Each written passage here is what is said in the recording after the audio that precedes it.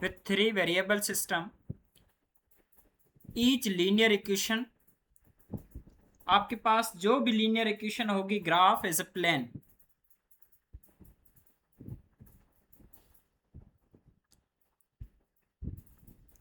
या तो आपके पास तीन वेरिएबल की इक्वेशन हो या तीन से बड़ी हो, बट तीन वेरिएबल इक्वेशन के लिए जो भी आपके पास इक्वेशन लीनियर इक्वेशन होगी वो आपको प्लेन की इक्वेशन जाहिर करेगी। आपके पास plane in three dimension, 3D, 3D के अंदर प्लेन जाहिर करेगा। In a solving, let us first consider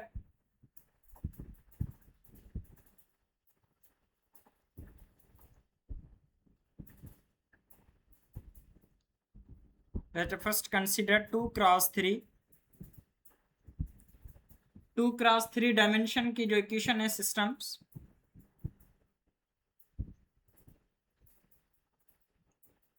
बेटा आप मुझे बताएं, रजा 2 क्रॉस 3 का मतलब क्या है कि कितनी इक्वेशन है, कितने वेरिएबल हैं? सर वो शो ही नहीं हो रहा है इसमें, स्क्रीन फिर से अब।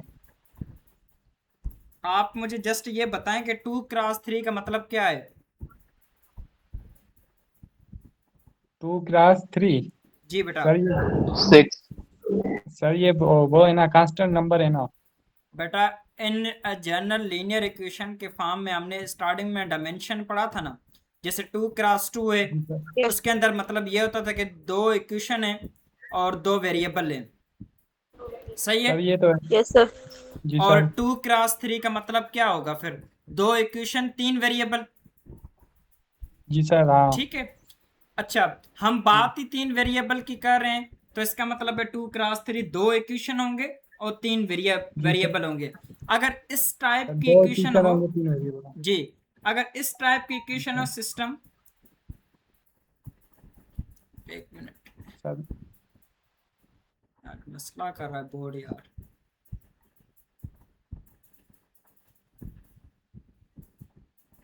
Just wait.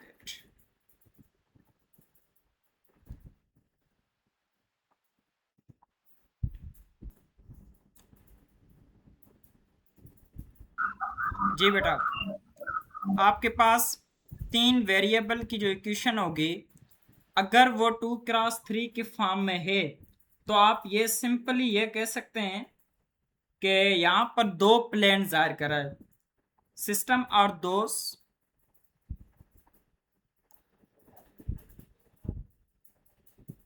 Represented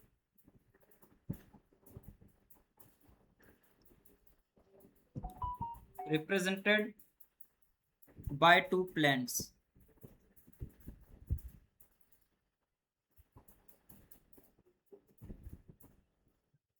For 2 cross 3 system, there cannot be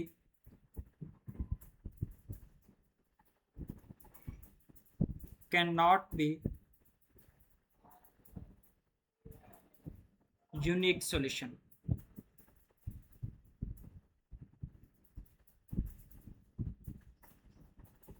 अगर बेटा 2 क्रॉस 3 के फॉर्म में होता है तो आपके पास कभी भी यूनिक सॉल्यूशन नहीं होगा,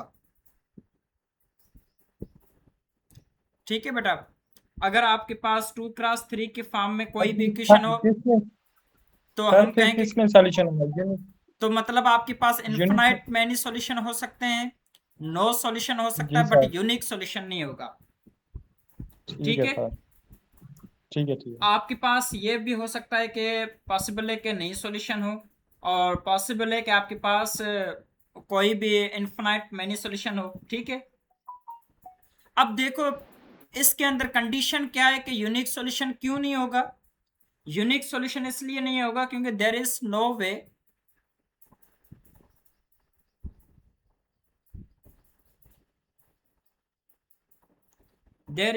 वे to plane in which two plane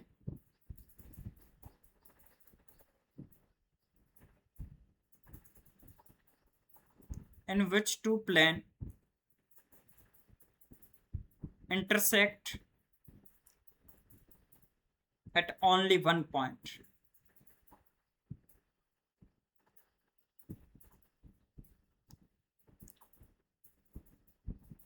अब देखो आपके पास ये तो पॉसिबल ही नहीं है कि दो प्लेन एक ही पॉइंट पे इंटरसेक्ट करें, ये थोड़ी हो सकता है। आपकी लाइन एक पॉइंट पे, दो लाइन आपके एक पॉइंट पे इंटरसेक्ट कर सकती हैं, तीन लाइन आपके पास एक पॉइंट पे इंटरसेक्ट कर सकते हैं, बट कभी भी आपके पास दो प्लेन एक पॉइंट पे इंटरसेक्ट नहीं कर सकते।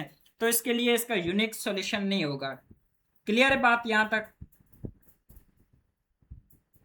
Yes yes sir, sir. Yes sir. तो इसका मतलब क्या हुआ कि अगर यूनिक सॉल्यूशन नहीं होगा तो आपके पास नो सॉल्यूशन हो सकता है, इनफाइनाइट मैनी सॉल्यूशन हो सकता है। मैं सपोज करता हूं कि यहाँ पर प्लेन ड्रा करने की कोशिश कर देता हूं कि अगर हो जाता है तो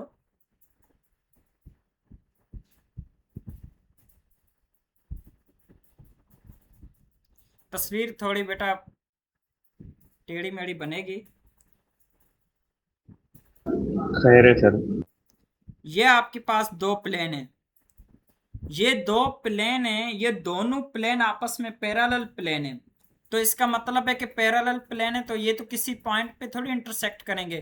तो जब दो पैरेलल प्लेन होंगे तो इसका सॉल्यूशन क्या होगा? नो सॉल्यूशन होगा।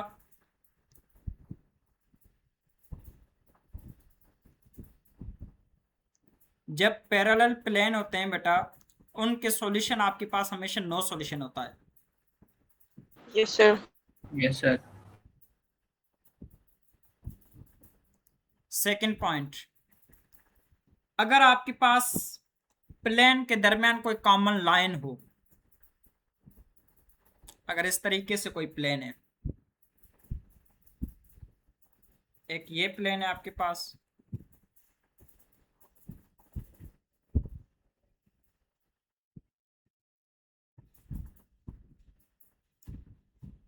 ये कुछ ठीक असल में नहीं बन रहा है, बट ये कंसीडर हम करते हैं कि इनके दरमियान ये वाली जो लाइन होती है ना, यहाँ पर देखो एक लाइन होगी जो ये इन दोनों के अंदर कॉमन लाइन होगी। ऐसा ही है, आप लोगों ने अगर कुरान की पट्टी देखी हुई है, कुरान पाक की जो पट्टी होती है ना, तो उनके दरमियान आप देखें एक कॉमन लाइन बनी हुई होती है। ठीक है, जो कुरान पाक जिस पट्टी पे रखते हैं ना, उनके दरमियान एक कॉमन लाइन होती है। इस तरीके से वो भी दो प्लेन ही होते हैं। ये देखें बेटा, आपके पास दो प्लेन है, इनके दरमियान ये कॉमन लाइन है। तो ये जो कॉमन लाइन है, दो प्लेन के दरमियान अगर कोई कॉमन लाइन है, उसके लिए इनफाइनाइट मैनी सॉल्यूशन होते हैं। ये आपके पास है कॉमन लाइन।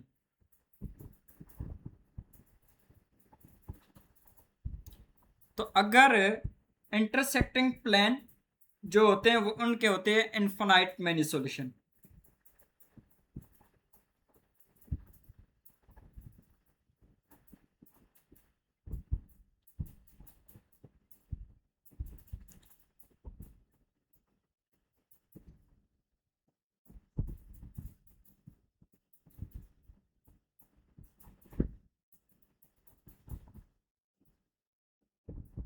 ये बेटा चीजें याद रखने, अगर आपको फिगर दी जाए पेपर में और पूछा जाए कि इनके सॉल्यूशन क्या हो सकते हैं, तो आपने बताना है।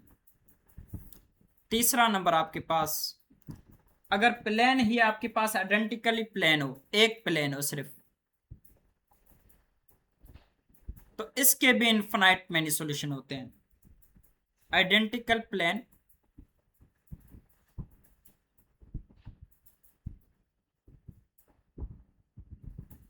Infinite many solution.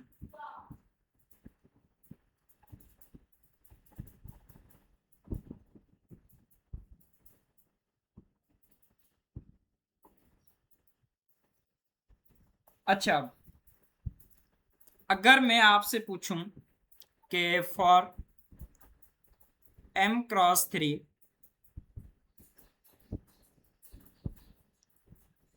m×3 systems, for m×3 system where m greater than or equal to 3, it is possible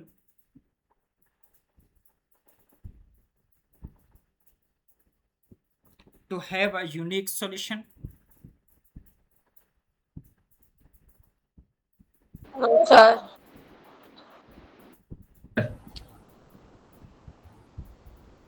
To have a unique solution, no solution और इनफाइनाइट मैनी सॉल्यूशन।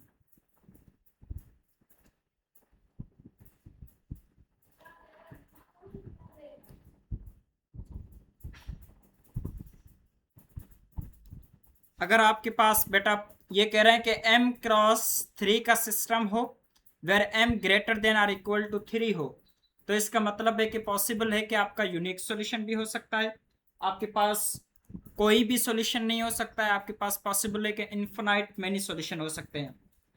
तो अब मुझे आप ये बताएं रजा कि अगर m यहां पर किस चीज को जाहिर कर रहा है, आप मुझे ये बताएं रजा, m यहां पर किस चीज को जाहिर कर रहा है?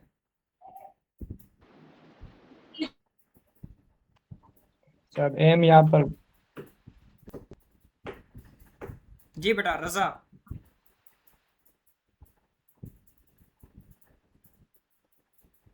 सर वेरिएबल को रिफर कर रहा है। वेरिएबल को तू सुतो वहीं छा, मथे नजर न थो अचे छा हेतिरो ॿुधायो हो? जी सर। जी मिस्टर सर राजकुमार, यस सर। बेटा m यहाँ पर किस चीज को जाहिर कर रहा है? सर एम वेरिएबल को शो कर रहा है। वेरिएबल को। और Yes, ये 3 सर 3 इक्वेशन को शो कर रहा है। इक्वेशन को। अगर मैं यहाँ पर लिखता हूँ 3/3, तो रजा आप बताएं कितने प्लेन होंगे आपके पास? सर प्लेन जी, नंबर ऑफ प्लेन्स प्लेन कितने होंगे? Sir 3/3 sir. Three three by three variable होंगे। 3 थ्री वेरिएबल इक्वेशंस होंगे, होंगे। 3 इक्वेशन होंगे, तो नंबर ऑफ प्लेन्स भी कितने होंगे? सर वो होंगे कितने होंगे? सर 9 होंगे। 9 होंगे। वाह, जबरदस्त। 3 होंगे ना बेटा, 3 ही होंगे। सर एम अच्छा जब आप रिप्रेजेंट करें तो प्लेन के सर। हाँ, असल में जो आपके पास नंबर ऑफ इक्वेशंस होती है ना, ये हमने लिखा था भाई 2/3, तो इसका मतलब है 3 वेरिएबल हैं, 2 इक्वेशन है, सही जी है। सर। अब जी आपके सर। पास आ जाए m greater than or equal to m cross 3, मतलब 3/3, मतलब 3 वेरिएबल 3 इक्वेशन। तो जितने बेटा आपके पास इक्वेशंस होंगे उतने नंबर ऑफ प्लेन्स होंगे। प्लेन डिपेंड करता है आपके नंबर ऑफ इक्वेशन के ऊपर। अगर 3 है तो 3 होंगे, 4 है तो 4 होंगे, 5 है तो 5 प्लेन होंगे। अगर मैं यहाँ पर देखो, अब हम देखते हैं कि यूनिक सॉल्यूशन कब होता है, नो सॉल्यूशन कब होता है, और इनफाइनाइट मैनी सॉल्यूशन कब होता है। अगर मैं आपके पास ये फिगर बना लूं, सर बट आपने कहा ना इसमें यूनिक सोल्यूशन तो होगा ही नहीं। वो बेटा इस कंडीशन में जब 2x3 वाली कंडीशन हो, जब मैंने ये लिखा था कंडीशन, ये वाली, इस कंडीशन के अंदर यूनिक सॉल्यूशन नहीं होगा। अच्छा सर। ये अगर मैं फिगर बनाऊं, एक ये प्लेन है,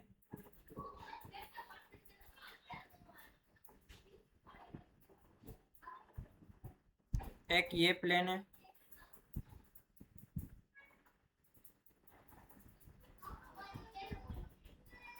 एक ये प्लेन है। आप मुझे कदर बताएंगे बेटा इसके सॉल्यूशन क्या होंगे? ये तीनों प्लेन आपस में पैरेलल है। सर नो सॉल्यूशन होगा क्योंकि पहले वाले में भी जब 2 प्लेन थे तो नो सॉल्यूशन था, जी, मतलब वो पैरेलल है आपस में। पैरेलल प्लेन के लिए आपके पास नो सॉल्यूशन होंगे।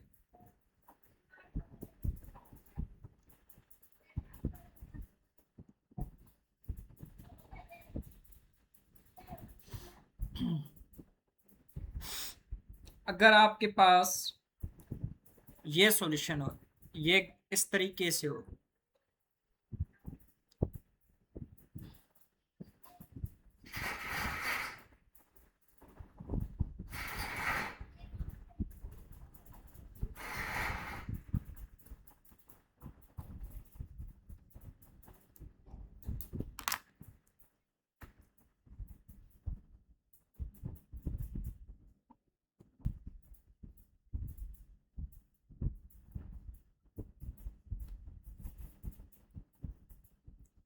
गौतम आप बताएं बेटा, इसका सॉल्यूशन क्या होगा?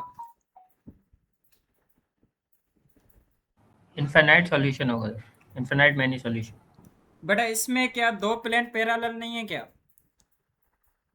सर भले पैरेलल है बट सर ये एक इनका इंटरसेक्ट पॉइंटिंग सेम है, इसी वजह से भले एक बेटा, पॉइंट पे दोनों। जब भी आपके पास प्लेन पैरेलल होंगे तो ये चीज ध्यान में रखें, इनका इंटरसेक्टिंग पॉइंट सेम किधर है? इसका पॉइंट ये पड़ा हुआ है, इसका पॉइंट ये नीचे पड़े हुए हैं, तो मतलब ये दो प्लेन तो आपस सेम में लाइन पे आ रहे हैं। सेम लाइन भले हो, अगर ये दो भी प्लेन आपस में पैरेलल हैं तब भी नो सॉल्यूशन होगा।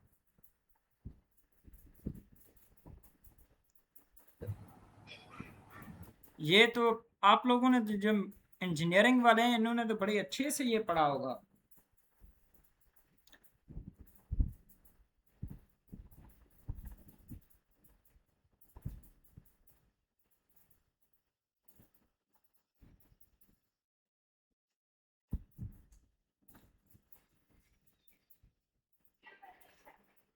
अब इनके दरमियान कॉमन लाइन है। अब बताएं क्या होगा सॉल्यूशन गौतम? अब इन तीन प्लेन के दरमियान कॉमन लाइन है। सर यूनिक सॉल्यूशन होगा ये। कॉमन लाइन के लिए क्या था ऊपर? Sir infinite. Infinite infinite Infinite जी, solution. यहाँ पर कॉमन आपके पास लाइन है, तो कॉमन लाइन के लिए आपके पास इनफाइनाइट मैनी सॉल्यूशन होगा। इनफाइनाइट मैनी सॉल्यूशन होगा।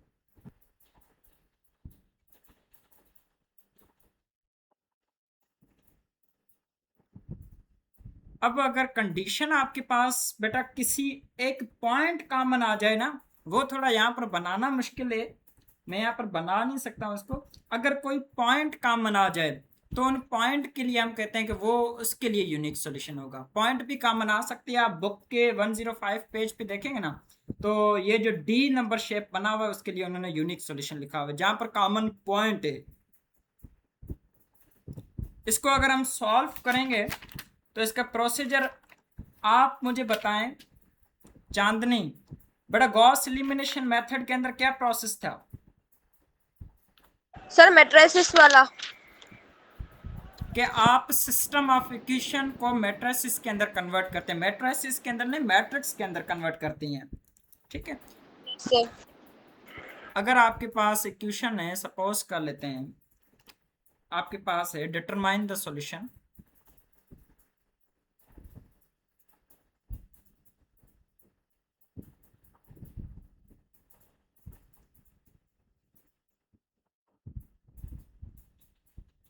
determine the solution for this, for the following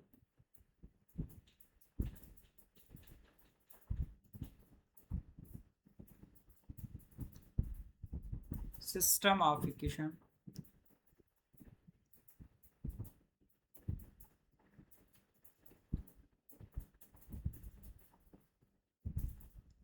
for the following system of equation। Equation है आपके पास x1 plus x2 plus x3 equal to 6, 2x1 example है, exercise है। बड़ा example है, minus x2 plus 3x3 equal to 4, 4x1 plus 5x2 minus 10x3 equal to 13। अब इससे matrix अगर हम बनाएं तो आपके पास मैट्रिक्स क्या बनेगा किस तरीके से?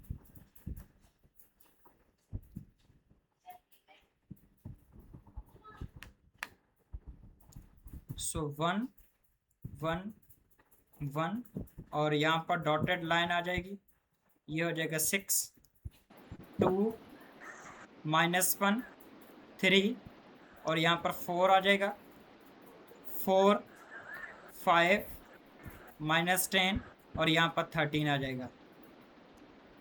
यस तो सर। सबसे पहला क्या प्रोसीजर होगा गौतम? लीडिंग कोफिशिएंट तो पहला आपका पहले रो का 1 है, लीडिंग कोफिशिएंट। लीडिंग कोफिशिएंट वो तो 1 है। अब हम क्या करेंगे, जी सर। लीडिंग कोफिशिएंट के नीचे जो दोनों एलिमेंट पड़े हुए ना, उनको हमने जीरो करना है। उनको जीरो करेंगे, ठीक जीरो है। करना है। अब उनको जीरो करने के लिए मुझे चेंज किस रो में लेकर आना है, रो 2 में पहले मैं चेंज लेकर आता हूँ। यस सर, मैं क्या करवाता 2 हूँ, से मल्टीप्लाई करेंगे। 2 से रो 1 को मल्टीप्लाई करवा के माइनस कर देता हूँ रो 2 माइनस से। रो 2 से। ठीक है, तो ये जो इक्विवेलेंट मैट्रिक्स सर। बनेगा उसमें चेंजिंग तो सिर्फ रो 1 और रो 2 ही होगी, रो 1 और रो 3 तो सेम रहेगी, 1 सेम रहेगी। 1 और 6। इसको 2 से मल्टीप्लाई करके इससे माइनस करवाएंगे तो ये 0। इसको बेटा आप 2 से मल्टीप्लाई करोगे तो जवाब आ जाएगा 2, बट ये माइनस है और माइनस का 1 ये ऑलरेडी है, तो ये प्लस का 3 आ जाएगा जवाब। यस ऐसा ही। सर। और अगर हम इसको 2 से मल्टीप्लाई करवा के इससे माइनस करवाएंगे तो ये सर माइनस, माइनस का 3 आएगा ना, प्लस का 3 कैसे आएगा सर? बेटा देखो 2 को आप 1 से मल्टीप्लाई करवा रहे हो और माइनस हो गया। कर रहे हो रो 2 से जो कि ऑलरेडी -3 है। ओके सर, ओके ठीक है सर। ठीक है, ओके ओके। अब आप देखें बेटा, इसको आप इस 1 को आप 2 से मल्टीप्लाई करवा के 3 से माइनस करोगे तो माइनस का 1। इस 6 को आप 2 से मल्टीप्लाई करवाओगे जवाब आ जाएगा 12।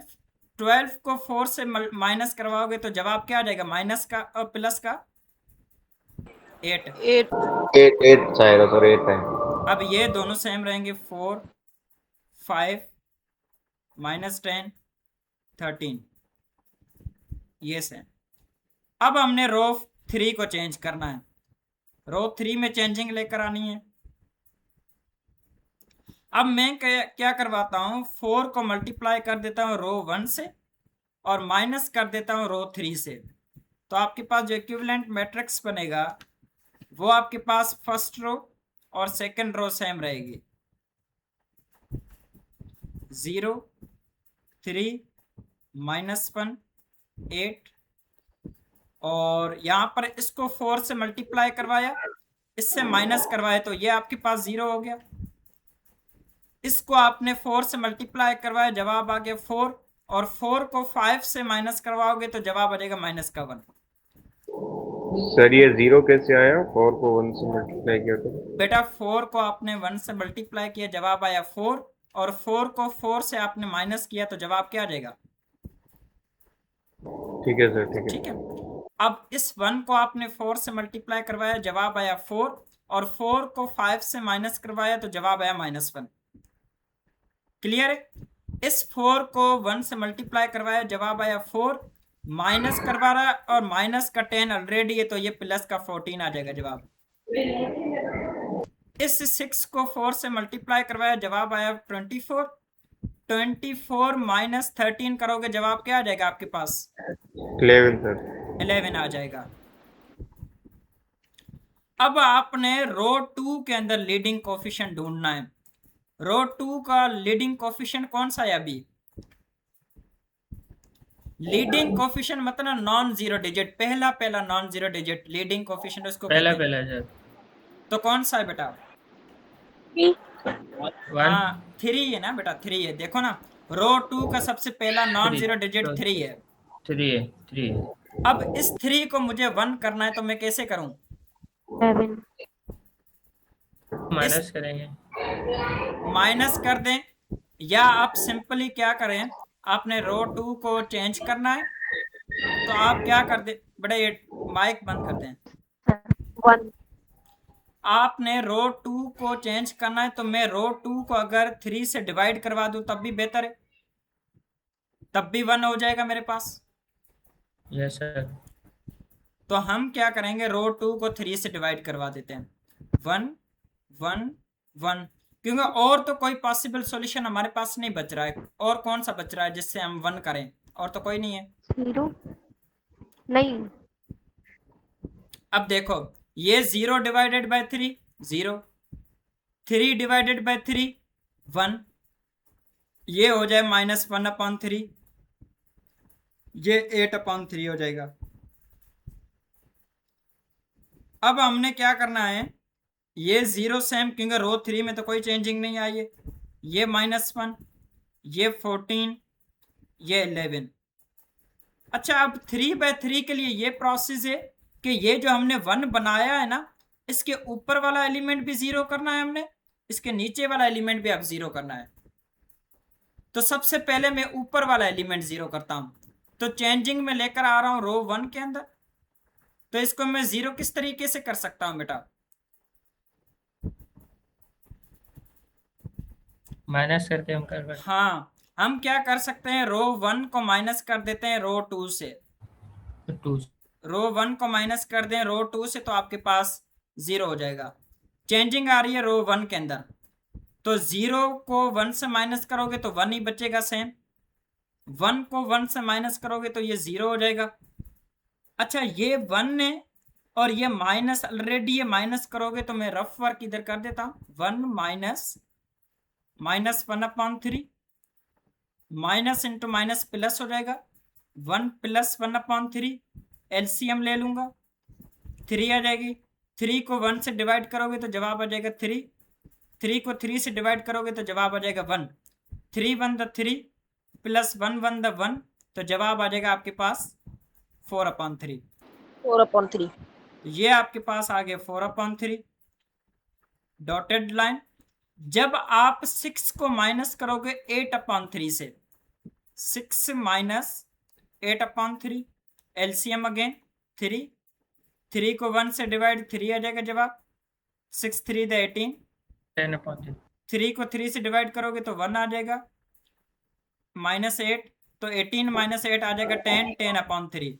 तो ये जवाब आ जाएगा 10/3। ये रो 2 सेम रहेगी, 0, 1, -1/3, मेरे माइक ऑफ 8/3। करो मैं। और ये रो 3 भी आपके पास फिलहाल सेम है, 0, -1, 14 और 11। अब मुझे ये बेटा 0 करना है रो 3 वाला, तो मैं क्या करूं, चेंजिंग आ रही है रो 3 में, तो मैं क्या करूं, रो 2 को रो 3 से प्लस रो कर दो। 2 को प्लस करवाएं। रो यस 2 सर, प्लस को रो होगा। 3 से प्लस करवा दे, R2 + R3 करवा दे, तो आपके पास जो जवाब आएगा वो आपके पास आ जाएगा। रो 1 तो सेम रहेगी, 1, 0, 4/3, ये डॉटेड लाइन 10/3। रो 2 भी सेम रहेगी, 0, 1, -1/3, 8/3। बेटा 0 + 0 0 हो जाएगा, 1 प्लस इंटू माइनस माइनस हो जाएगा, 1 - 1 ये भी 0 हो जाएगा, -1/3 + 14। अब यहाँ पर मैं रफ वर्क कर देता हूँ, -1/3 + 14, एलसीएम आपके पास ले लोगे, ये 3 आ गया एलसीएम। 3 को 3 से डिवाइड, आपके पास 1 आ जाएगा जवाब। 3 को 1 से डिवाइड, ये आ जाएगा 3, -1 × 1 -1, 14 3 दा कितने हो जाएंगे, 14 3 दा 42, 42 सर। 42 - 1 41 हो जाएगा, 41/3। तो यहां पर मैं लिख दूंगा 41/3। और यहां सर ये पर देखो, 41/3 आगे ठीक है बेटा। अब आप आगे डिवाइड नहीं हुई सर। नहीं, आगे ना करें, फ्रैक्शन में रख के रखें फिलहाल। अब 8/3 को भी आप ठीक है 11 से प्लस करोगे, 8/3 + 11 करोगे, इसके नीचे कुछ नहीं है तो 1 है। 3 और 1 को अगर आप एलसीएम लोगे तो 3, 3 को 3 से डिवाइड 1, 1 को 3 से डिवाइड 3, 8 × 1 = 8 + 11 3 = 33, 33 + 11 ये भी 41/3, 41/3। अब आपने रो 3 का देखना है बेटा, लीडिंग कोफिशिएंट क्या है गौतम बेटा? रो 3 का लीडिंग कोफिशिएंट क्या है आपके पास? सर नीचे स्क्रॉल करेंगे तो पता चलेगा। जी बेटा, सर 41/3। 0 41/3 है बेटा। देखे ना, रो 3 का अब लीडिंग कोफिशिएंट नॉन जीरो पहला डिजिट है 41/3। अब इसको 1 करना यस है। सर। चांदनी आप मुझे बताएं, 41/3 को मुझे 1 करना है तो मैं क्या करूं? सर इन दोनों को मल्टीप्लाई डिवाइड करके कैंसिल आउट कर देंगे। बेटा किस तरीके से करूं? सर जो है हमारा कांस्टेंट है ना, उसको और इन 41/3 को कैंसिल आउट कर देंगे। नहीं गौतम, अपोजिट पे बिडेन के जो करना दी मतलब 3/41 करे उन्हन के मल्टीप्लाई करना दी। हाँ, एक दूसरे की बेटा रेसिप्रोकल को हम रो 3 में चेंजिंग रेसिप्रोकल को लेकर मल्टीप्लाई करेंगे। रो 3 में हम लेकर आ रहे हैं चेंजिंग। तो मैं कह सकता हूं कि रो 3 को मैं मल्टीप्लाई करवा देता हूं 3/41 से। रो 3 को मैं मल्टीप्लाई करवा देता हूं 3/41 से, क्योंकि बेटा 41/3 को आप मल्टीप्लाई करवाओगे 3/41 से तो ये 3 कैंसिल, 41 कैंसिल, जवाब आ जाएगा 1। में आ जाएगा 1। ठीक है, तो आपके पास वाओ, रो 1 भी है 104/3 इंटू 10/3 0 1 -1/3 और ये 8/3 और ये आपके पास आ जाएगा 0 0 1 और यहाँ पर आपके पास आ जाएगा 1। अब हम इसको इक्वेशन की फॉर्म में चेंज करते हैं। पहले के अंदर देखो बेटा, x की वैल्यू पड़ी हुई है हमारे पास। मैं सपोज करता हूं कि ये 1 है, ये आपके पास हो जाएगा x का कोफिशिएंट। यहाँ पर y का कोफिशिएंट 0 है तो मैं 0 लिख दूंगा, मतलब 0 लिखने की जरूरत नहीं है। और z का कोफिशिएंट मेरे पास पड़ा हुआ है। यहाँ पर इन्होंने क्वेश्चन में क्या जाहिर किया हुआ है कोफिशिएंट को, पहले वो देखते हैं।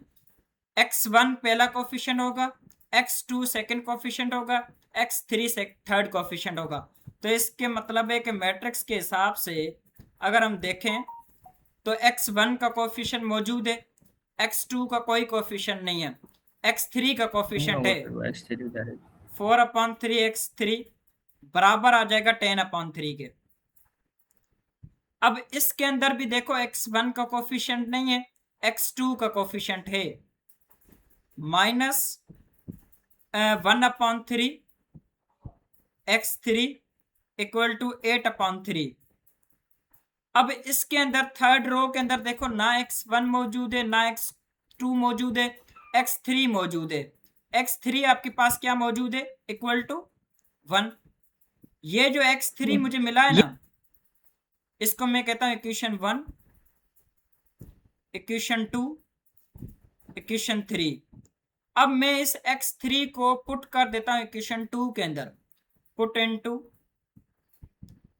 सेकेंड इक्वेशन के अंदर आप पुट करेंगे तो बेटा आपके पास क्या आ जाएगा? x2 -1/3, x3 की जगह आप 1 पुट कर दें 8/3।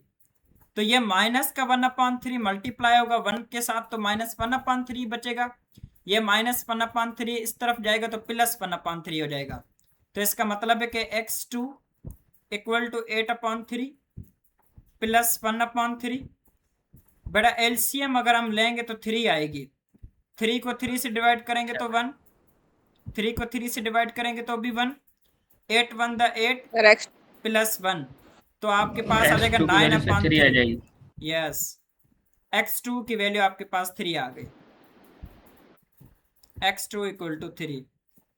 अब आपने इस x3 और x2 को आपने पुट करना है इक्वेशन नंबर 1 के अंदर, बल्कि x2 को पुट करने की जरूरत नहीं है, सिर्फ आप x3 को पुट करें। तो मैं कहता हूं कि putting x3 equal to 1 in equation 1। x3 की वैल्यू आप बेटा यहां पर पुट करेंगे, x1 +4/3 इंटू 1 इक्वल टू 10/3। तो ये आपके पास जो 4/3 प्लस का इस तरफ जाके माइनस हो जाएगा। x1 is equal to 10/3 -4/3। तो एलसीएम आपके पास 3 आ जाएगी और 10 - 4 करोगे तो आपके पास 6 आ जाएगा। तो इसका मतलब है कि x1 की वैल्यू आपके पास 2 आ गई। यहां तक कि इस क्वेश्चन के अंदर कोई क्वेश्चन हो तो पूछें। सिंपल सा एक छोटा सा क्वेश्चन है। सर ये सारी कंडीशन जो हमने बहुत रोज में छोटा है। चेंजिंग वाली जी जी बेटा, क्वेश्चन में सेम ही लगी। हर क्वेश्चन में सेम है बेटा, कंडीशन हर क्वेश्चन में सेम। बस ये एक छोटा सा प्रॉब्लम था, वो हमने कर लिया है। अब कोई क्वेश्चन हो तो बता दें।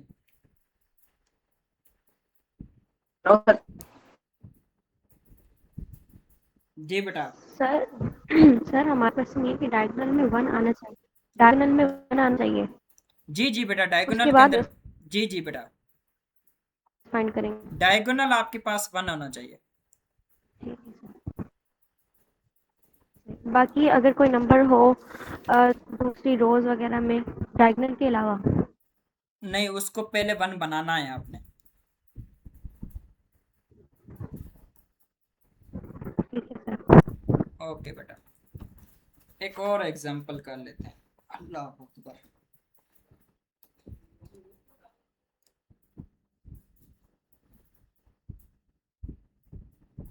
इनकी प्रैक्टिस करना, क्योंकि ये थोड़े से बड़े क्वेश्चन हैं, तो प्रैक्टिस ज़रूर करेंगे तो आपको समझ आएगी।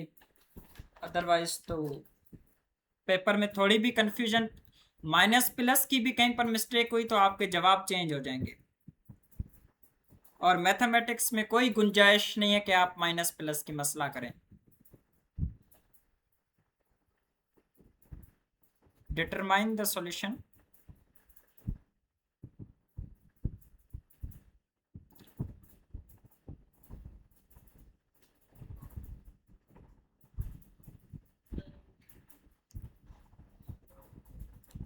सर हाँ क्लास भाई गॾु वठंदव या ब्रेक वठंदव? न बेटा, भाई गॾु था वठूं। ठीक है सर, डन।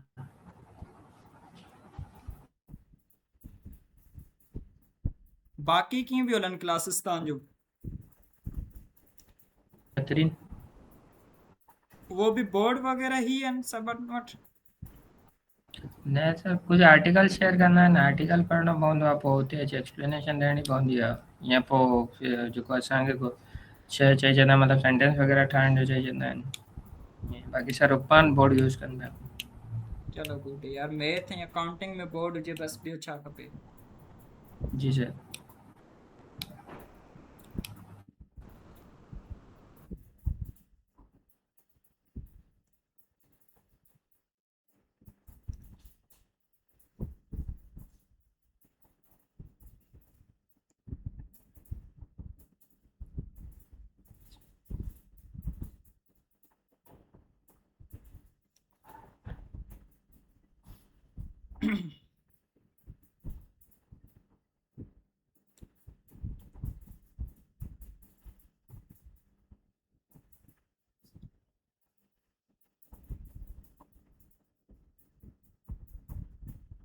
सर गिरीशा चयो त सर खे ॿुधाए छॾिजो, गिलाज वई आहियां, सर खे ॿुधाए छॾिजो।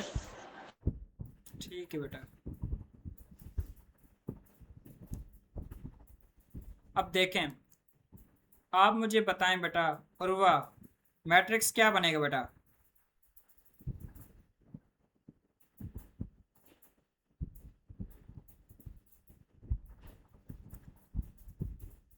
जयवीर बेटा, मैट्रिक्स क्या बनेगा? सर उर्वा क्लास में नहीं है। जयवीर बेटा, मैट्रिक्स क्या बनेगा?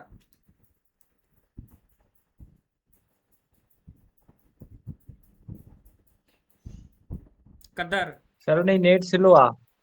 सर आउं थो ॿुधायां। जी जी ॿुधा। सर -2। -2। सर -2। सर 1। 1। सर 3। 3। ऐं सर डॉट वाली लाइन। हलो साईं। सर 12। 12। सर वाली 2 second. Sir 1 1। 2 2। 5 5। 10। 10। Third row. Sir 6 6। 3 -3। Sir -3 -9 -9 ठीक है, and 24. ओके। अब देखें बेटा, सबसे पहले अरे माइक बंद करें। सबसे पहले बेटा ये होता है कि हमने लीडिंग कोफिशिएंट, यहाँ पर पहली रो का पहला लीडिंग कोफिशिएंट हमें 1 चाहिए। तो आप चाहें तो रो 1 को -2 से डिवाइड कर दें, चाहें तो आप रो 2 को एक्सचेंज कर दें रो 1 के साथ। तो मुझे जो इजी तरीका लगता है वो एक्सचेंज वाला लगता है, डिवाइड वाला फिर एक्सचेंज फ्रैक्शन में वाला हो जाता है। सही है सर। तो मैं कहता हूं मैं रो 1 को एक्सचेंज कर लेता हूं रो 2 के अंदर, और रो 2 को एक्सचेंज कर देता हूं रो 1 के अंदर। तो आपके पास ये जो बनेगा इक्विवेलेंट मैट्रिक्स जो बनेगा वो आपके पास बनेगा 1 2 5, और ये कांस्टेंट भी चेंज हो जाएंगे, 10 ऊपर चला जाएगा, -2 1 3 12 6 -3 -9 24। अब मुझे क्या करना है कि इस -2 को 0 करना है। तो मैं क्या करता हूं, रो 2 के अंदर चेंजिंग लेकर आता हूं। चांदनी बेटा क्या करें कि रो 2 का पहला एलिमेंट 0 हो जाए।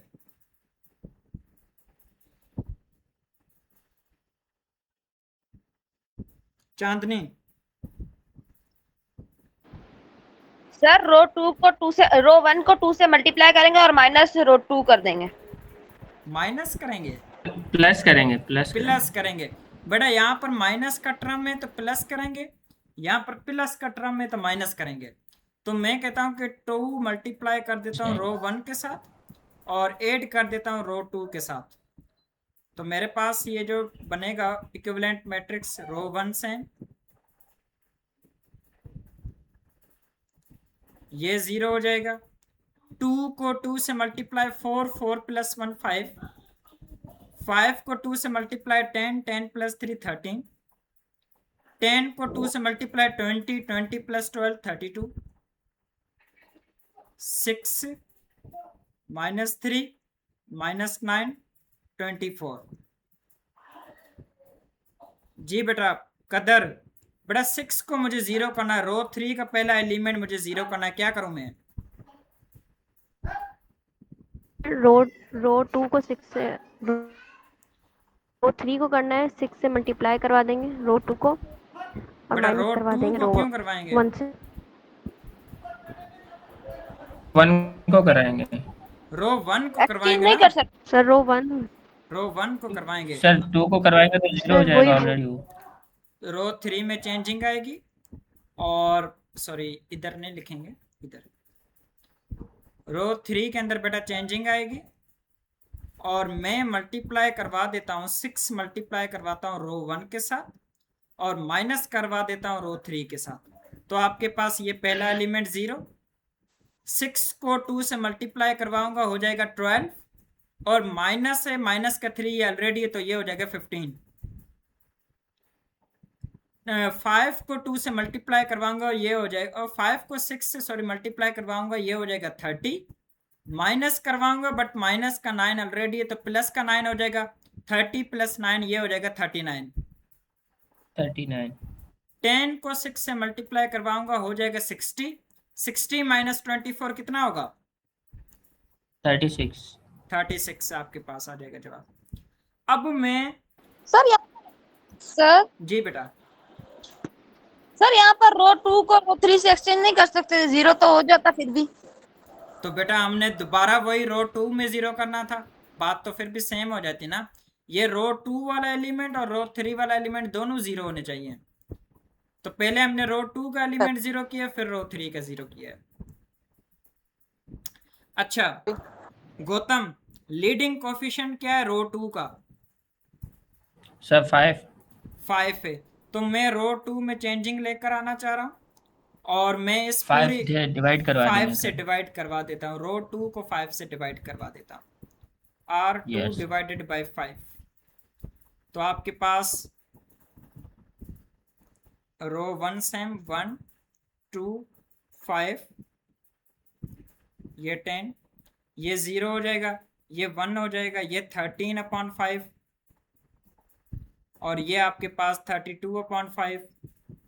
5 हो जाएगा और ये आपके पास 0, ये आपके पास 15, ये 39, ये 36। अब मुझे रो 1 का ये वाला 2 भी 0 करना है, रो 3 का ये वाला 15 भी 0 करना है। तो बेटा आप मुझे बताएंगे रजा कि किस तरीके से मैं 0 करूं। साइंस की डायरी कौन दी थे? एक मिनट बेटा, सॉरी बेटा कॉल आ गई थी। अच्छा ठीक है बेटा, आप देखें इस 2 को भी मुझे 0 करना है, इस 15 को भी मुझे 0 करना है। तो मैं जब 2 को 0 करने के लिए मैं पहले कहता हूं कि मुझे रो 1 के अंदर चेंजिंग लेकर आनी है।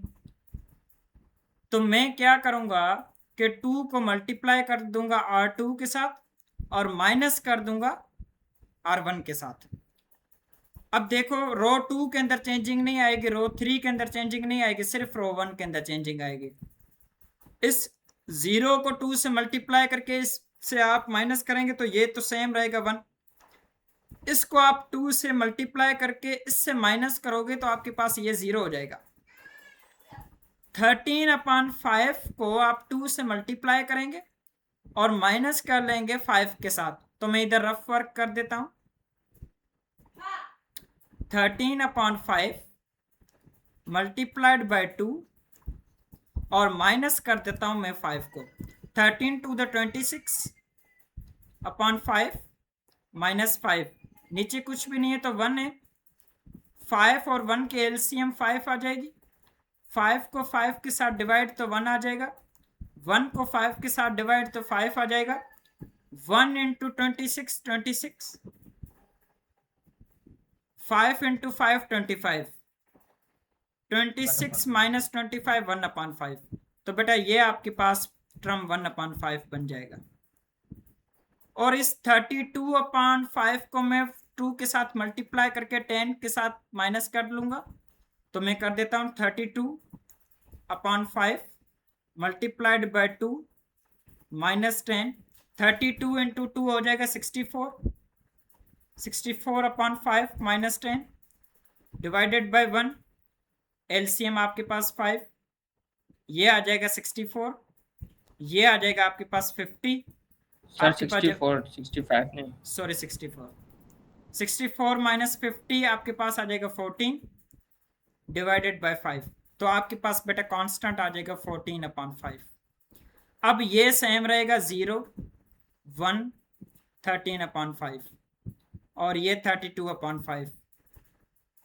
ये आपके पास हो जाएगा 0 15 39 36। आप मुझे बताएंगे रजा कि इस 15 को किस तरीके से मैं बेटा मैं 0 करूं। सर 15 को 0 करना है सर, वो इसको सर कन्वर्टेड करना है ना, वो रेसिप्रोक करना है, रेसिप्रोक।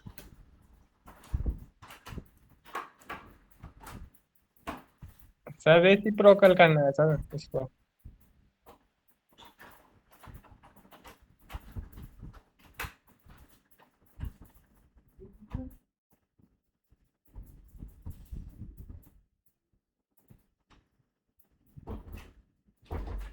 तो अगर 15 से मल्टीप्लाई करके फिर 15 से माइनस करेंगे तो फिर भी नहीं होगा।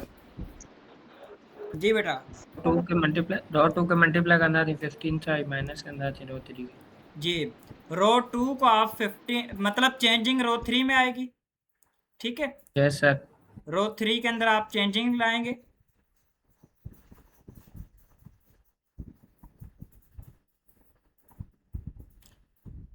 आप क्या करेंगे मल्टीप्लाई कर लेंगे 15 को रो 2 के साथ और माइनस कर लेंगे रो 3 के साथ। रो 3 के तो आपके पास अगर मैं रो 1 सेम रहेगी 1 0 1/5 और 14/5, ये 0 ये 1 ये 13/5 32/5।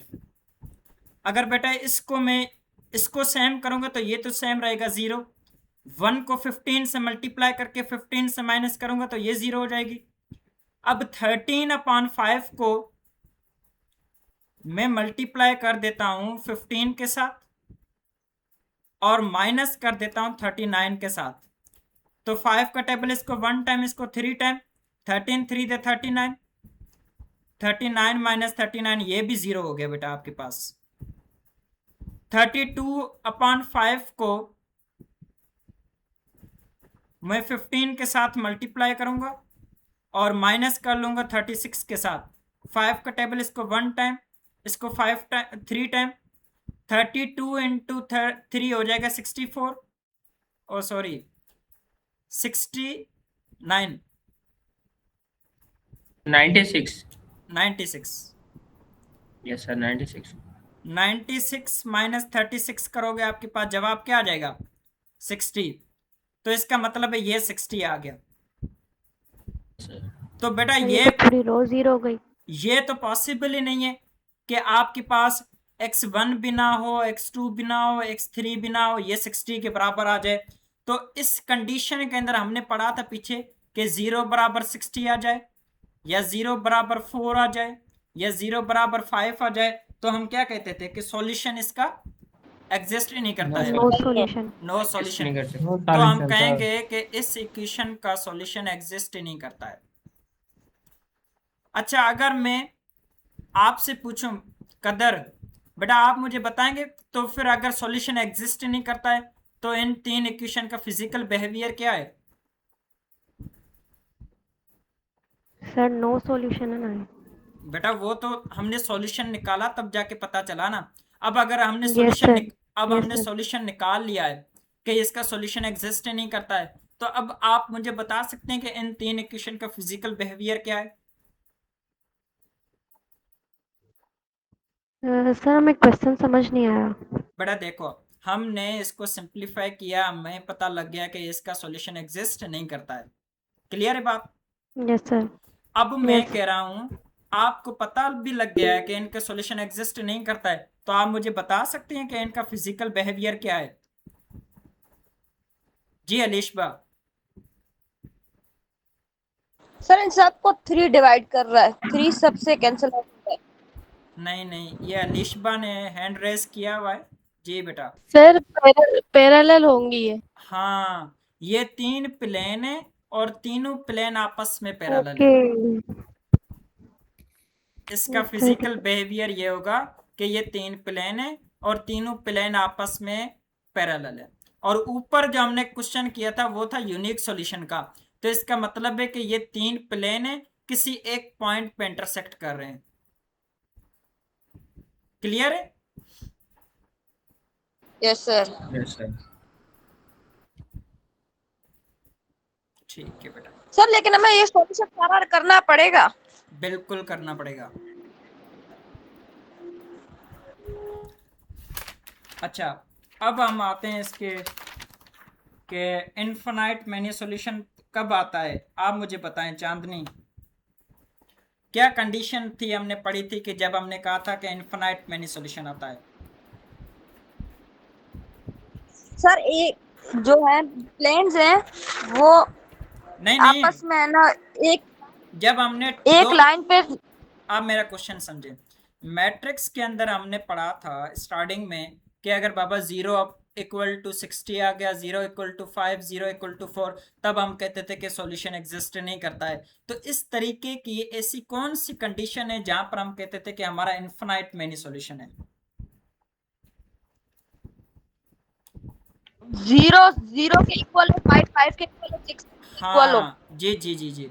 अगर 0 0 के बराबर आ जाए, या 4 4 के बराबर आ जाए, या 5 5 के बराबर आ जाए, तब हम कहते थे कि ये आपके पास इक्वेशन की जो सॉल्यूशन है वो इनफिनाइट मैनी सॉल्यूशन है।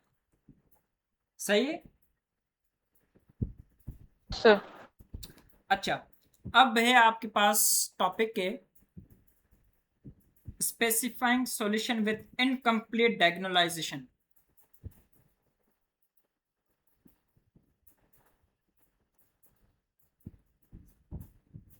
स्पेसिफाइंग सॉल्यूशन इसी सेम एक्सरसाइज का है,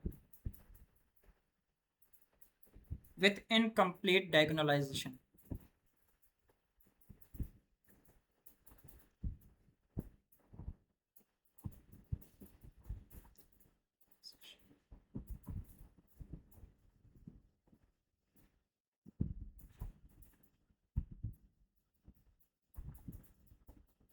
अच्छा, इनकम्प्लीट डायगोनलाइजेशन से क्या मुराद है कि आपके पास कॉलम प्रॉपर फॉर्म में नहीं हो सकते हैं, या कॉलम प्रॉपर फॉर्म में हो सकेंगे तो आपके पास वेरिएबल प्रॉपर फॉर्म में नहीं होंगे।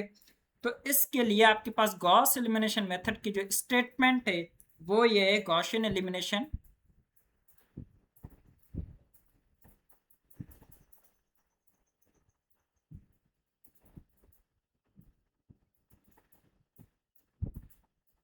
Gaussian elimination method should be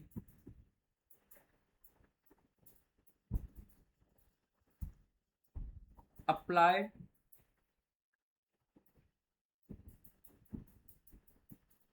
from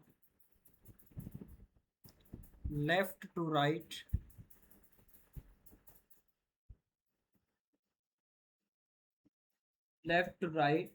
to put is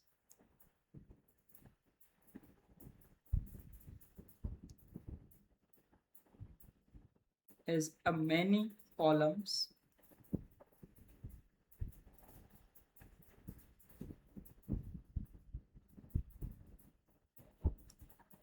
is a possible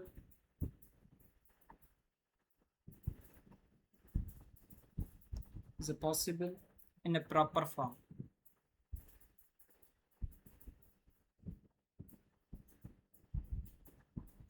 In a proper form, when a complete diagonalization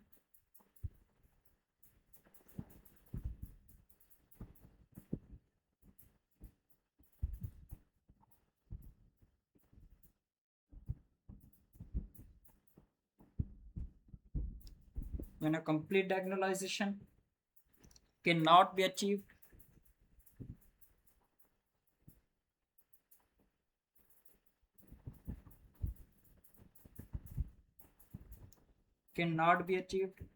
and there is no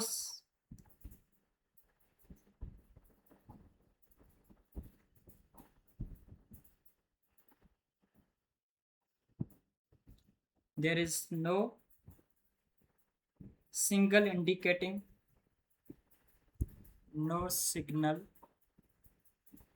indicating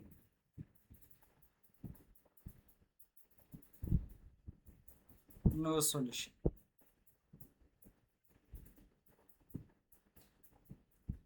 The solution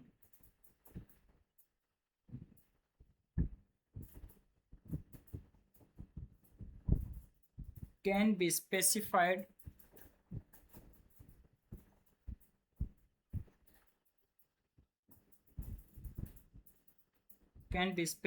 as follow.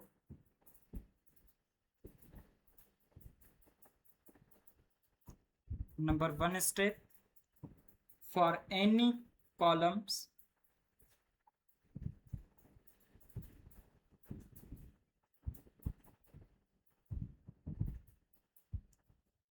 not in a proper form,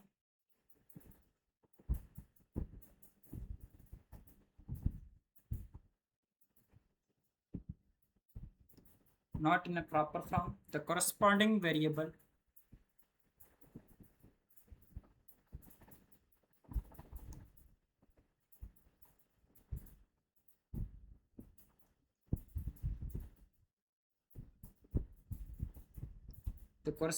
variable may assume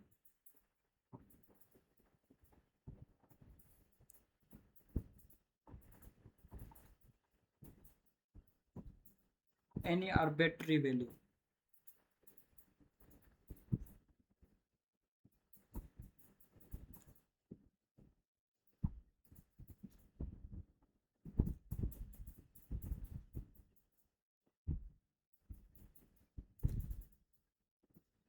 For those columns, second step,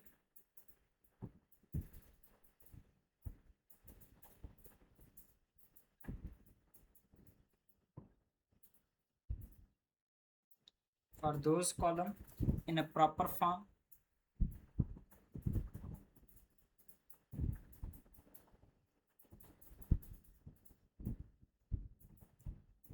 the value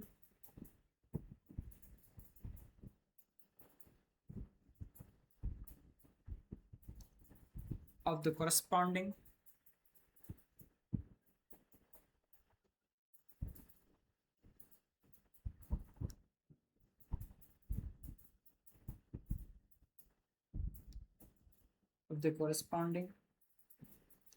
variable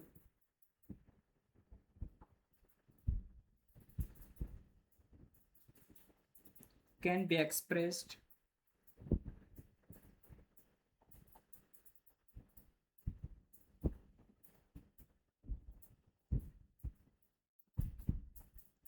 in terms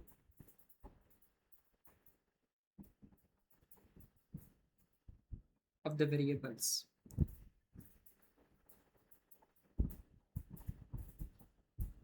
but इसके अंदर आपके पास ये कह रहा है कि अगर आपके पास कॉलम प्रॉपर फॉर्म में ना हो, अगर कॉलम प्रॉपर फॉर्म में नहीं है तो हम कोई ना कोई वैल्यू एक अज्यूम करेंगे जो कि आर्बिट्ररी वैल्यू होगी। आर्बिट्ररी वैल्यू का मतलब है कि फ्री वेरिएबल होगा हमारे पास।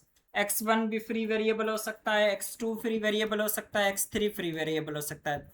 अगर कह रहा है कि प्रॉपर फॉर्म में है कॉलम तो आपके पास जो भी टर्म होंगे वो सेम मैट्रिक्स फॉर्म में लिख के, जैसे हमने पिछले क्वेश्चंस के अंदर लिखा था, सॉल्यूशन फाइंड किया था, इसी तरीके से हम सॉल्यूशन को फाइंड करेंगे। बट इसके अंदर ये कह रहा है कि आपके पास सॉल्यूशन पॉसिबल है कि नो सॉल्यूशन हो सकता है, इन्फिनाइट मैनी सॉल्यूशन हो सकता है, बट इसके अंदर एक सॉल्यूशन नहीं होगा, यूनिक सॉल्यूशन की तरफ ये नहीं जाएगा। अगर हम सपोज कर लेते हैं कि आपके पास ये आ जाए, क्वेश्चन आ जाए, सर ये यूनिक सॉल्यूशन क्यों नहीं होगा? क्योंकि बेटा आपके पास कॉलम इन प्रॉपर फॉर्म में हो भी सकते हैं, नहीं भी हो सकते हैं।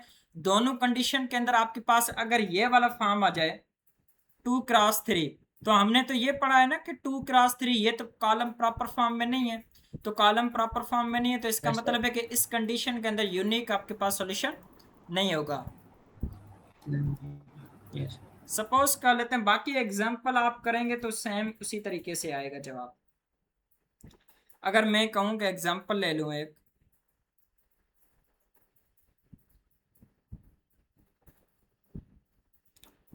(2x1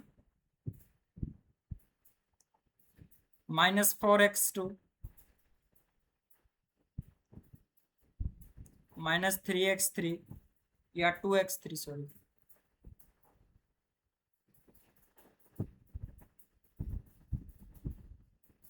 equal to 6 - x1 plus 2x2 plus 3x3 equal to 9।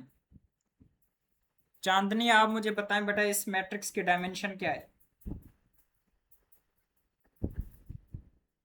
Chandni yes sir. बेटा इस इक्वेशन की डायमेंशन क्या है? सर 2 2 -4 नहीं, डायमेंशन बेटा बताएं।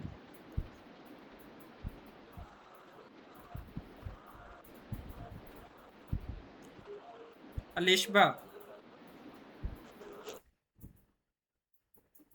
बेटा डायमेंशन क्या है?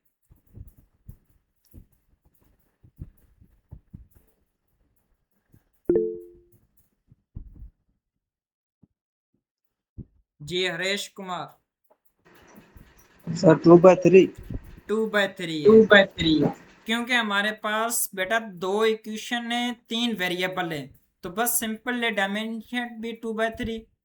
पहला होता है ना हमारे पास जनरल फॉर्म है m cross n, where m जाहिर करता है नंबर ऑफ इक्वेशन को, n जाहिर करता है नंबर ऑफ वेरिएबल को। तो दो इक्वेशन है, 3 वेरिएबल है, तो इसका मतलब है कि ये इसकी इक्वेशन की जो डायमेंशन होगी वो 2/3 होगी। क्योंकि आप भले मैट्रिक्स बना के देख लें, मैट्रिक्स बनेगा 2 -4 -2 डॉटेड लाइन 6 -1 2 3 9। अब आपके पास यहाँ पर डायमेंशन मैट्रिक्स की लिखी जाती है रो इनटू कॉलम, तो नंबर ऑफ रोज देखो इसके अंदर 2 है, नंबर ऑफ कॉलम आप मैट्रिक्स के देखो आपके पास 3 है, तो 2/3 हो जाएगा। यस सही है। सर। अब देखो हमने क्या करना है, इसको सेम फॉर्मेट में सॉल्यूशन फाइंड करना है x1 x2 x3 का। तो आप लोग मुझे ये बताएं कि क्या ये ऑलरेडी फॉर्मेट में पड़ा हुआ है गॉस एलिमिनेशन वाले फॉर्म में, या इसको गॉस एलिमिनेशन वाले फॉर्म में बनाना है? सर बताना पड़ेगा। बनाना पड़ेगा। तो मैं क्या करता हूँ, रो 2 को एक्सचेंज कर लेता हूँ रो 1 के अंदर। Yes, sir. तो मैं इसको एक्सचेंज करके मैं इस तरीके से कर लूंगा, -1 2 3 9 2 -4 -2 6। अभी भी देखो मेरे पास लीडिंग कोफिशिएंट -1 है, मुझे +1 चाहिए। तो मैं क्या करता हूँ, -1 को मल्टीप्लाई कर देता हूँ R1 के अंदर, क्योंकि मुझे रो 1 की जरूरत है। Yes sir. तो मैं जब -1 को रो 1 के हो साथ गया। मल्टीप्लाई करूंगा तो ये +1 हो जाएगा, ये -2 हो जाएगा। सर रो 1 में चेंज नहीं लिखा आपने। उस इसको इधर लिख देता हूँ कि रो 1 के अंदर चेंजिंग आएगी। ये -3 हो जाएगा, ये -9 हो जाएगा, ये आपके पास 2 -4 -2 और ये 6। अब देखो आपके पास ये नंबर 0 करना है, ये 2 0 करना है। मैं कहता हूं कि मुझे चेंजिंग रो 2 में लेकर आनी है। तो मैं मल्टीप्लाई कर देता हूं, 2 को मल्टीप्लाई करता हूं R1 के अंदर और माइनस कर देता हूं R2 के अंदर। तो मेरे पास रो 1 तो सेम रहेगी, 1 -2 -3 -9। तो आपके पास ये 0 हो जाएगा। इसको मैं -2 के साथ मल्टीप्लाई करूंगा तो ये हो जाएगा -4, और ये माइनस ऑलरेडी ये -4 माइनस इंटू -4 लिखूंगा तो minus into minus plus 4 + 4 equal sorry ये -4 + 4 ये 0 हो जाएगा। अब इसको बेटा मैं 2 के साथ मल्टीप्लाई करूंगा तो ये तो मेरे पास हो जाएगा प्लस का -6 -6 + 4 ये हो जाएगा 4। तो आपके पास ये बचेगा जवाब। ये इसको जब मैं 2 के साथ मल्टीप्लाई करूंगा तो ये मेरे पास हो जाएगा -18 सर -4 होगा ना, ये -4 4 जी होगा, जी ये जी माइनस जी का होगा। -4 अब देखो बेटा इसको अगर मैं करूं, इसको अगर मैं 2 के साथ मल्टीप्लाई करूं ये हो जाएगा -19, सही है, माइनस का 18 और -6। तो ये मेरे पास जवाब क्या आ जाएगा, -24। अब मैं इसको इक्वेशन के फॉर्म में लिखूं तो मेरे पास क्या बनेगा, x1 -2x2 -3x3 equal to -9।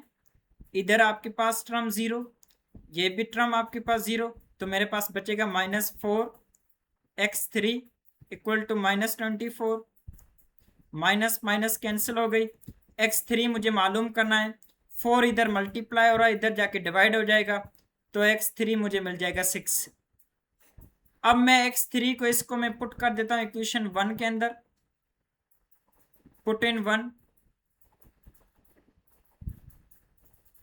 तो आपके पास जब ये 1 के अंदर पुट करोगे, x1 -2x2 -3x3 की वैल्यू आपने 6 पुट कर दी equal to -9, x1 -2x2 -18 equal to -9। ये माइनस का 18 इधर जाके प्लस हो जाएगा, x1 -2x2 -9 + 18। तो जवाब आपके पास आ जाएगा x1 -2x2 इक्वल टू 9। अब देखो हम ना x1 फाइंड कर सकते हैं ना हम x2 फाइंड कर सकते हैं, ऐसा ही है, ऐसा है ना बेटा, क्योंकि अब हमारे पास तो वैल्यू तो सिर्फ x3 की है, तो हम ये तो लिख सकते हैं कि x1 बराबर है 9 + 2x2 के, ये लिख सकते हैं। Yes, sir. तो इस कंडीशन के अंदर आप क्या कहोगे कि x2 आपके पास आर्बिट्री है। सर हम इसको इंडिविजुअल भी तो लिख सकते हैं ना, x1 = 9 और -2x2 = 9। नहीं अलग अलग हम लिख सकते हैं नहीं इसको। नहीं बेटा, अलग अलग नहीं लिख सकते हैं आप, ये नहीं लिख सकते क्योंकि x1 = 9 -2x2 = 9, ये क्यों लिखोगे, क्योंकि इसका तो Yes, फिर sir. ये मतलब हुआ कि x1 भी 9 के बराबर है और x2 बराबर हो जाएगा -9/2 के। ऐसे नहीं है, ये दोनों मिल के आपके पास 9 के बराबर है। Okay sir.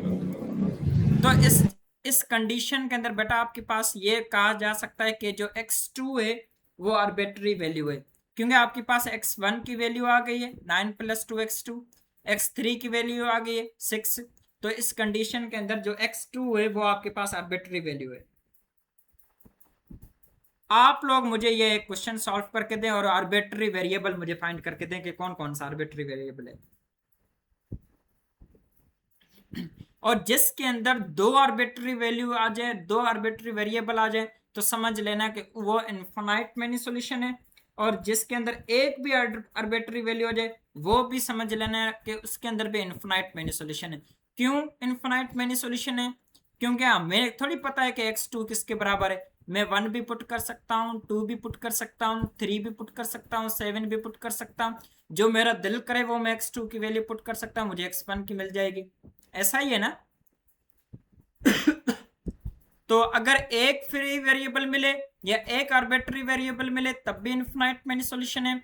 एक से ज्यादा भी आर्बिट्ररी वेरिएबल मिले तब भी आपके पास इनफाइनाइट सॉल्यूशन है।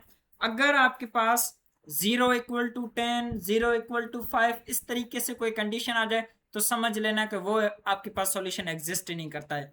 तो आप लोग ये क्वेश्चन करें और मुझे बताएं। सर अगर उसी में हम वो आर्बिट्ररी वैल्यू 2 का फाइंड करना चाहें, मतलब x1, तो कर सकते हैं उसके अंदर? जी बेटा कर सकते हैं। ये आपके पास है determine the solution.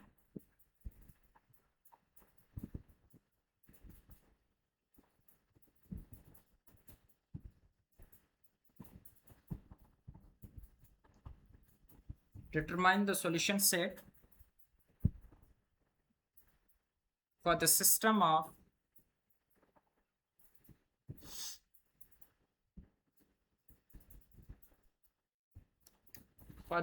of equation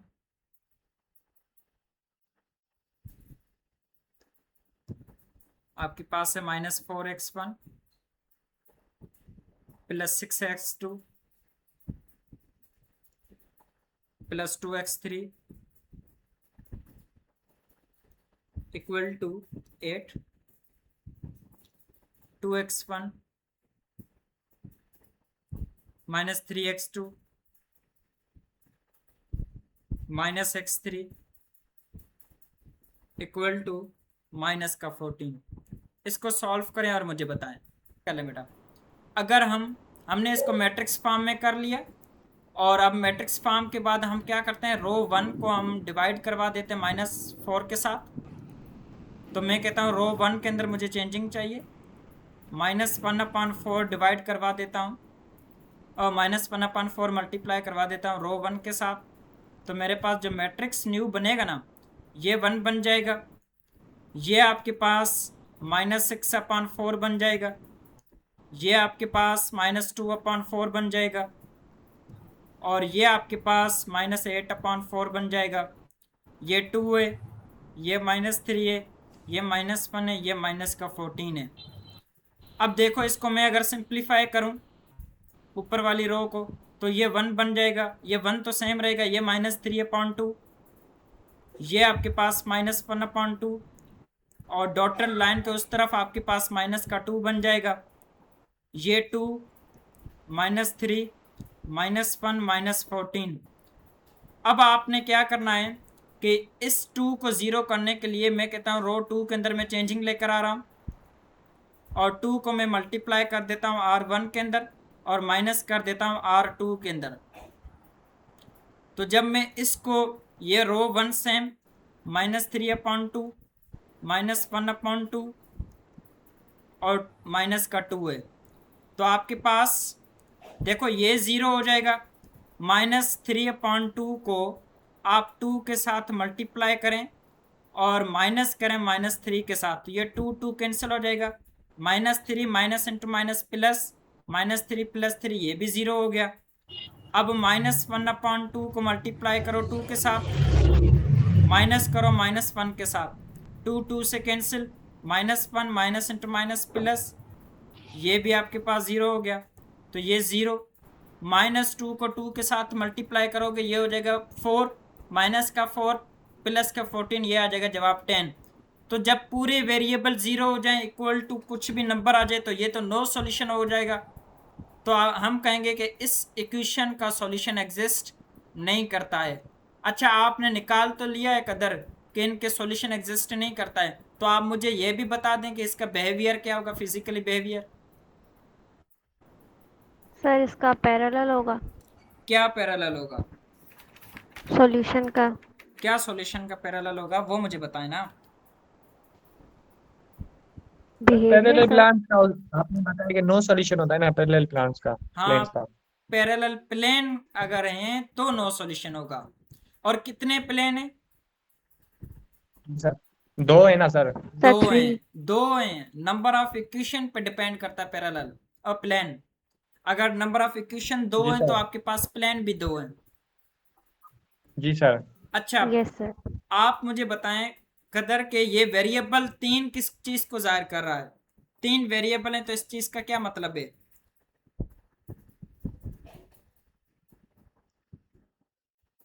अगर सर वेरिएबल, इसका मतलब 3 हमारे पास।